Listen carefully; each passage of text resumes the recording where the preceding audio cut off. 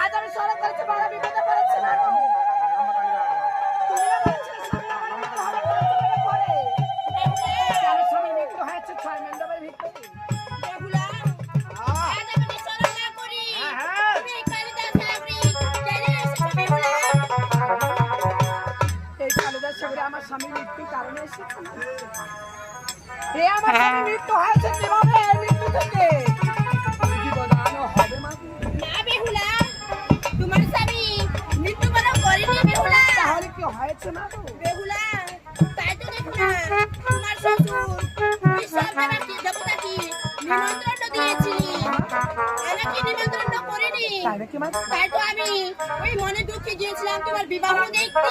তাই নাকি মা গো? হ্যাঁ বেহুলা। তাহলে আমার স্বামী অচেতন থেকে কিভাবে মুক্তি পাবে মা? বেহুলা তোমাকে তো এই জীবনটা জল সংগ্রহ করতে হবে। না মা না, ওই যতুরে জলের কথা পূর্বে জন্মে ভুলে গেছি, সে তোমাকে সংগ্রহ করতে হবে। তবে ঠিক আছে বেহুলা এই পদ্ম পাতায় দিলাম তো বসিয়া এই নীল তুমি তোমার স্বামীর উপরে দিবে ছিটাইয়া এই যে জীবনটার জল আমি দিলাম তো বসিয়া তোমার স্বামীর উপর দিবে ছিটিয়া তোমার স্বামী মুখে হাসিয়া ফেলিয়া।